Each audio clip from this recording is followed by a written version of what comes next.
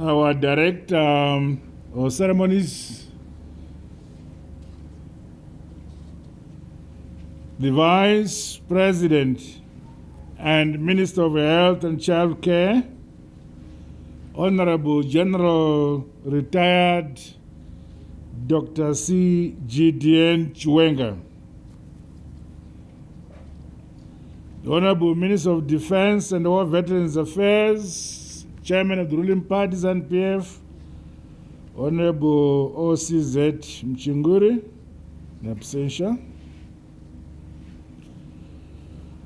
Ambassador at Large Uebert Angel and his wife,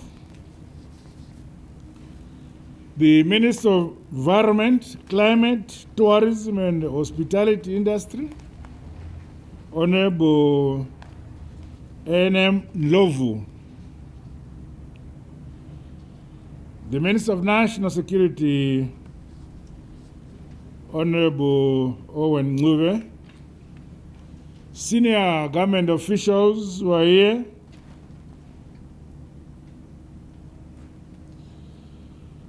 President of the Tourism Business Council, Madam Mchanyuka, distinguished guests, ladies and gentlemen. It is my honor to have been invited to officiate at this groundbreaking ceremony for the construction of Hippodrome Conference Facility and the Beethoven Hotel here in Harare.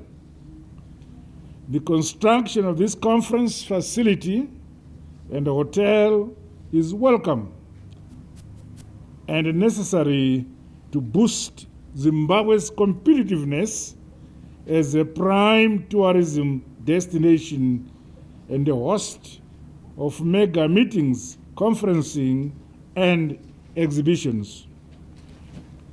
This investment will see the construction of a hotel facility and a 6,350 capacity conference center, which will be the biggest in the country.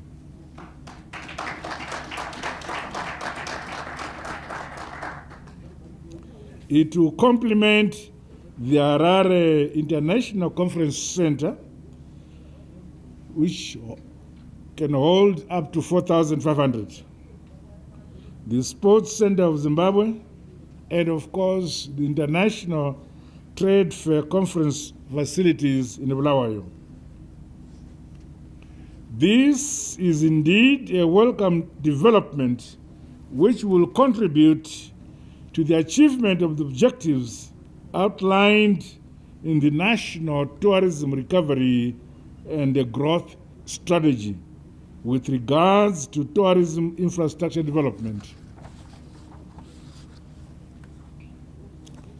As the sector undertakes these projects, it is important to benchmark investments and facilities against international standards, as said by the United Nations World Tourism Organization and the SADC Tourism Program.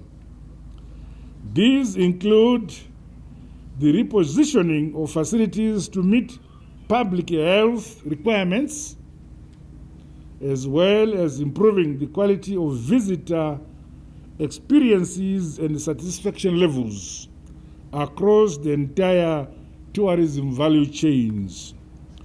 The sector must also provide disability-friendly infrastructure.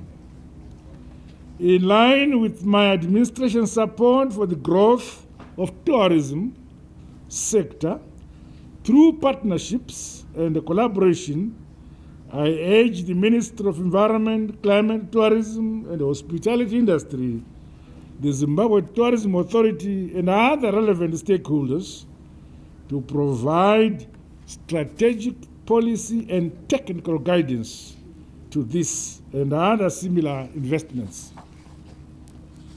Meanwhile, government continues to accelerate the implementation and the completion of projects meant to precipitate tourism growth.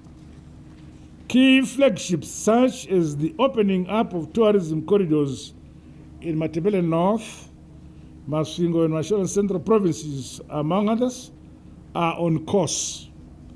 Furthermore, the focus on sustainable incentives and strategies to unlock dividends from the Zimbabwean Diaspora Tourism Promotion Program is underway.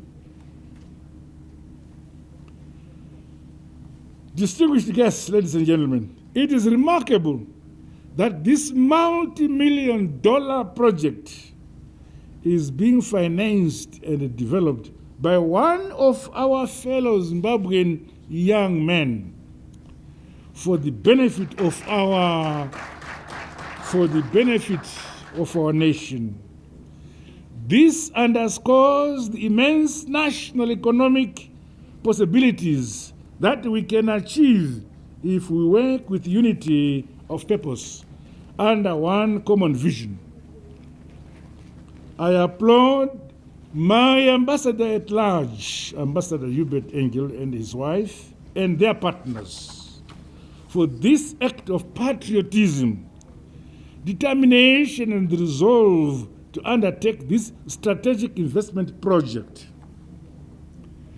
This event comes barely a month after the appointment of Uebert Angel as one of the country's first envoys and an ambassador at large to the Americas and Europe.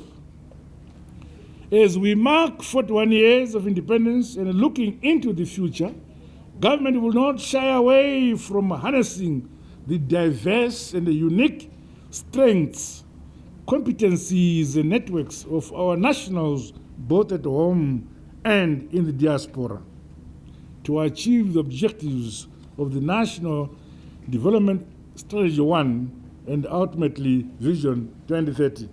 I think you may want to know how I enticed the young man to do what he is doing, which he could not have been doing had I not done what I did. I discovered that this young man comes from Zaka. He's a villager, ordinary villager. But he has vast business networks in Europe and in London, in the UK, away from Zaka.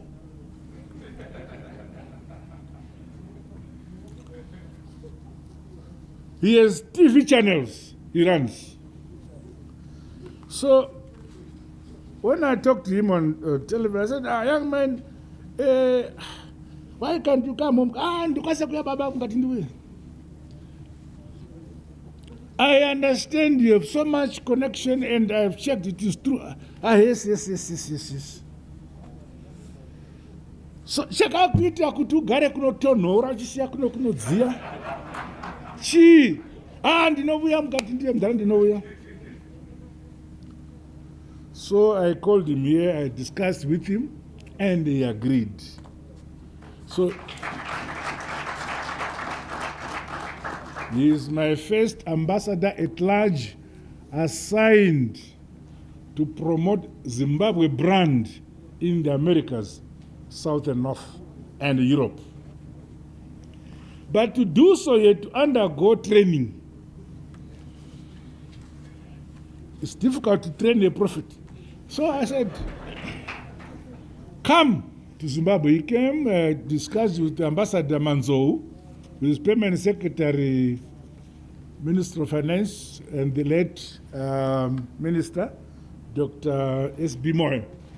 We discussed and we agreed. So we had to subject this young man to training in diplomacy. We were surprised that he did well.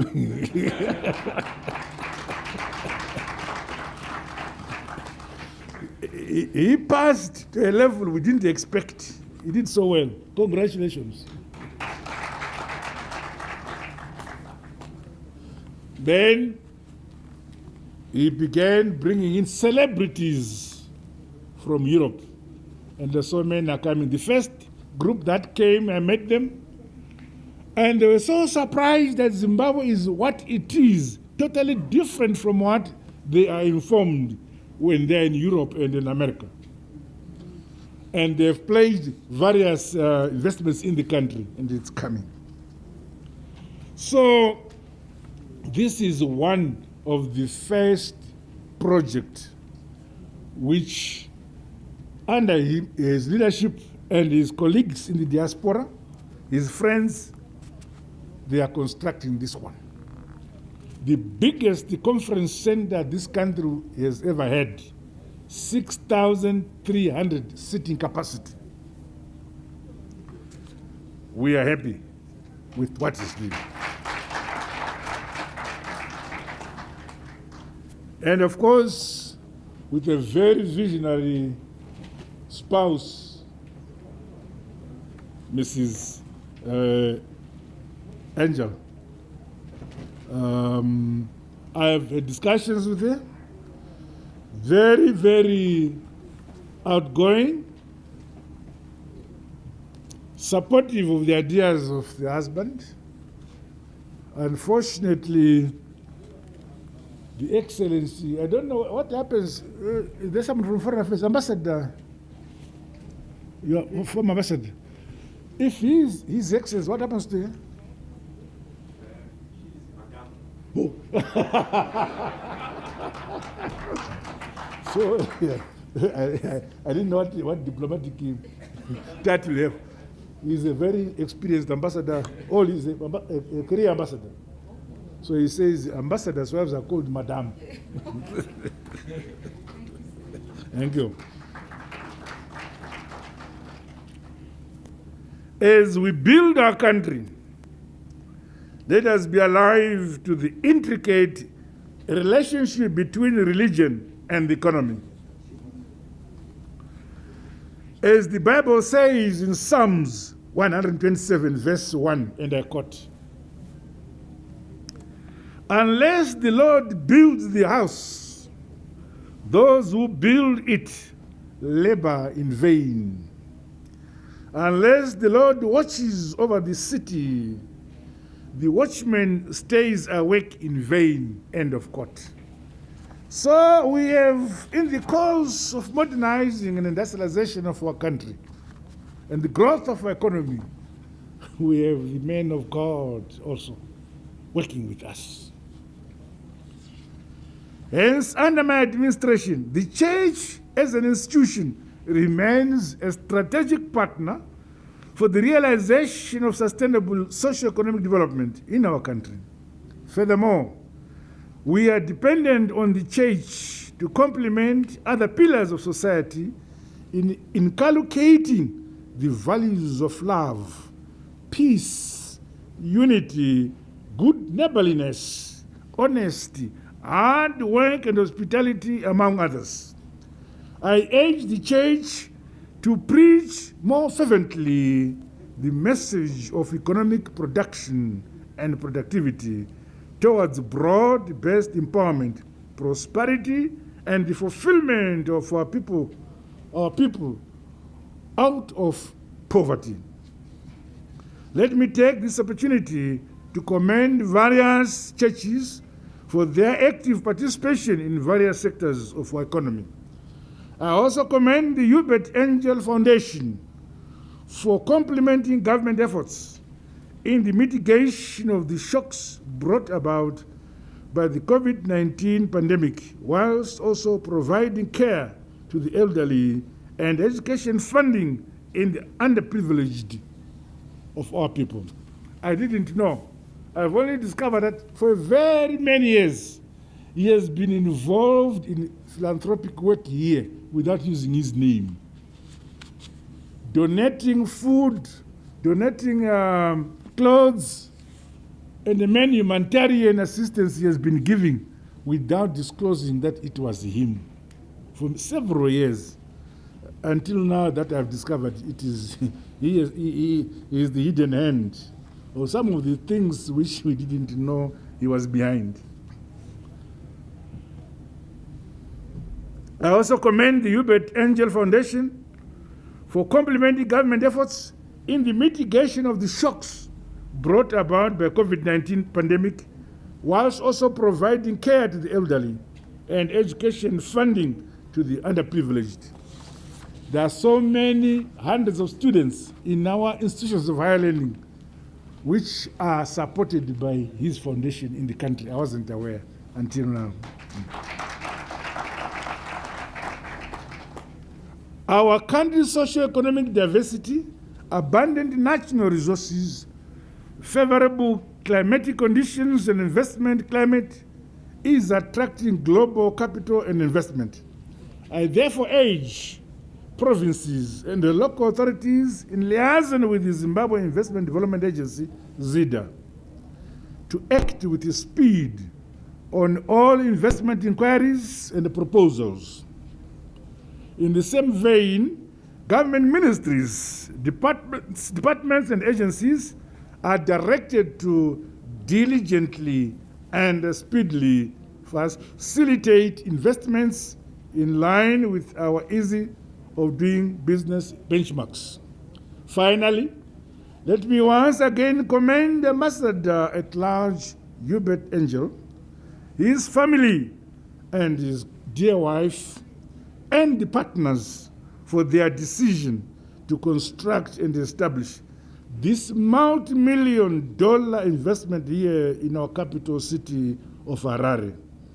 I wish you good success in this business endeavor, my dear brother.